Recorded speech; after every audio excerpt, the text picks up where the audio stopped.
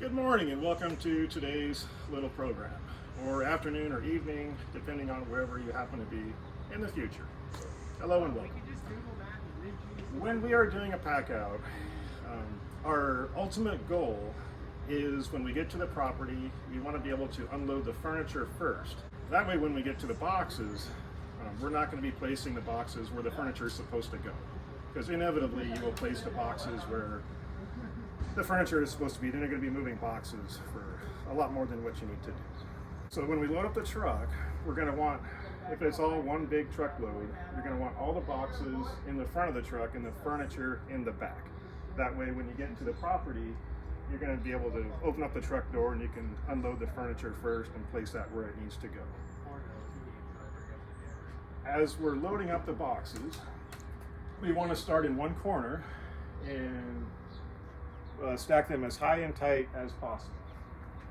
And when we start on one edge in that corner, when we finish stacking that row, we're going to have a little bit of a crevice on one side, which is a perfect spot to place some picture frames or long linear items.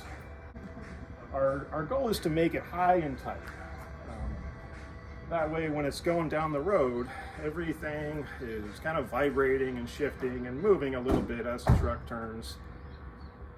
If it's really tight and compressed together, it's not going to move and shift and fall over on you. We've had great success with the high and tight method, which is pretty standard.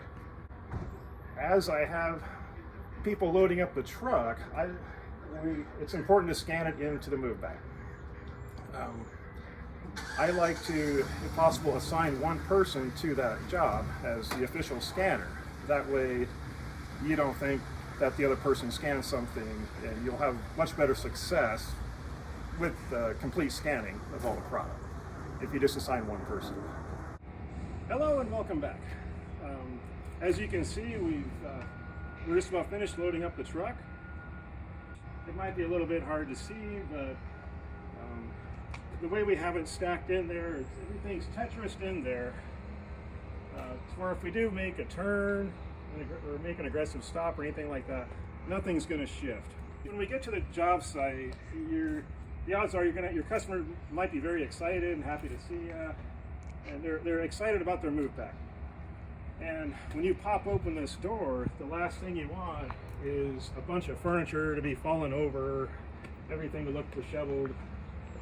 It'll give a really poor impression of our services and what we do. So to mitigate that, we feel free to put in as many straps as you want to keep things from shifting back towards the door. And while we are loading, please keep in mind that if there is going to be a heavy force applied to the load, that's going to be during braking. So we want, as we place the furniture, we want everything placed up front as far as possible and together. That way everybody's supporting everybody, like a community. Now, after we get to the job site, we're going to need a couple things. So we have our hand truck. We also need garbage bags. I like to give the garbage bags to the customer, and that way they can put all their paper and the packing materials in those bags. And if you do go to pick up the boxes later, you're not going to have to unpack a bunch of paper from those boxes, because they'll have the garbage bags and hopefully they'll use that. Also, a broom and a dustpan is also very handy.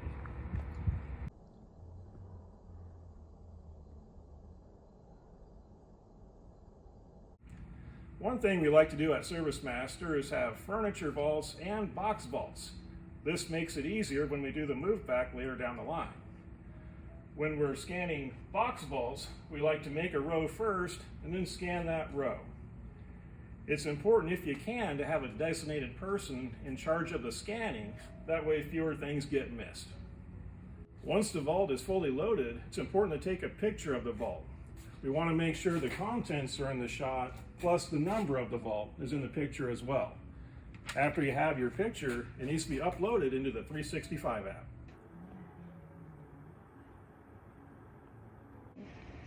When loading a pod, you're going to start first with the boxes, and then you're going to move on to the furniture and have that first. That way, when we're moving back in, we can move the furniture in first and the boxes don't get in the way. Once you've loaded all the furniture into the pod, this is what I expect it to look like.